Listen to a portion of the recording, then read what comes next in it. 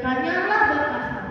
Bekasan tersebut dijualnya lah di pasar yang sangat jauh. Mau tahu nggak seberapa jauhnya? Mau sampai ke sana perlu 7 hari 7 malam loh teman-teman. Apa nggak kecapean ya mereka? Pada suatu hari mereka pergi ke sawah seperti biasa. Tapi sayangnya mereka tidak dapat satu pun ikan pada hari itu. Jadi mereka pulanglah dengan sedih. Tapi tiba-tiba mereka ketemu dengan makhluk yang sangat besar. Makhluk tersebut bernama Mok-Mok. Mok-Mok ini adalah ular. Ia sangat besar banget. Sang adik ketakutan ketika melihat ular tersebut. Sang kakak, ia berani untuk bergelut dengan ular tersebut. Jadi mereka berdua bergelut satu sama lain. Mau tahu nggak siapa yang menang? Nih aku kasih tahu, yang menang adalah sang kakak. Karena sang kakak menebas buntutnya si Mok-Mok. Mok-Mok pergi ketakutan karena ia melihat buntutnya sudah ditebas oleh sang kakak. Jadi sang adik berkata, "Kak, bagaimana buntut si Mok-Mok ini kita jadikan bekasan saja?" Boleh juga ya, kata sang kakak.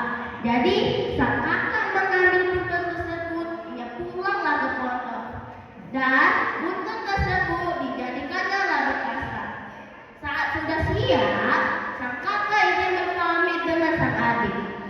Ia tahu kalau sang adik ikut, pasti sang adik kepanasan, kehausan, dan kelaparan. Makanya sang adik disuruh sang kakak untuk menjaga rumah saja. Pada saat malam hari tiba, Mok-Mok pun datang kembali. Ia menginginkan buntutnya.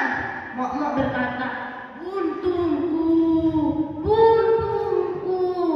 Sang adik ketakutan dan sang adik berkata, "Cak murai di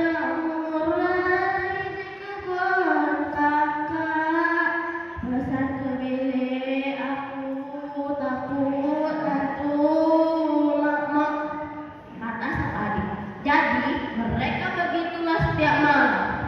Pada saat suatu hari, sang adik menangis meratap karena ia tahu kalau si Mok-Mok akan datang kembali. Pada saat malam hari tiba, Mok-Mok datang kembali dan menginginkan buntutnya kembali dan berkata lagi, "Buntutku, buntutku." Sang adik menangis dan berkata lagi, "Cak murai di kebun kakak, pesan ke bilik aku takut hantu Mok-Mok," kata sang adik. Untung saja kejadian tersebut didengar oleh burung-burung yang tinggal di dekat rumah mereka. Lalu sang burung terbang dan mencari sang kakak. Saat sudah ketemu, ia langsung saja menceritakan semuanya. Sang kakak sangat marah ketika mendengarkan cerita tersebut. Lalu ia pulang bergegas karena ia tahu pasti sang adik sudah sangat ketakutan. Ia rela pulang walaupun jualannya masih belum habis. Saat sampai rumah, ia melihat kondisi adiknya sudah lemas karena menangis gara-gara si Mok-Mok tersebut. Karena sang kakak tak tega melihat sang adik begitu terus setiap malam. Jadi ia berani untuk menyerang Mok-Mok kembali. Ia menyiapkan pisau yang sangat tajam untuk membunuh Mok-Mok. Pada saat malam hari tiba, Mok-Mok pun ingin menakutkan adiknya.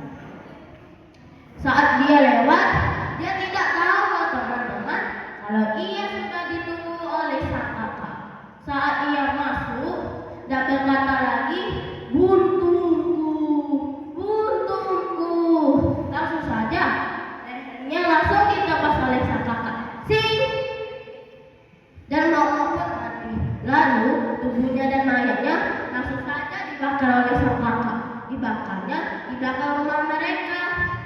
Nih, pesan moralnya adalah sayangi adik kalian dan mereka hidup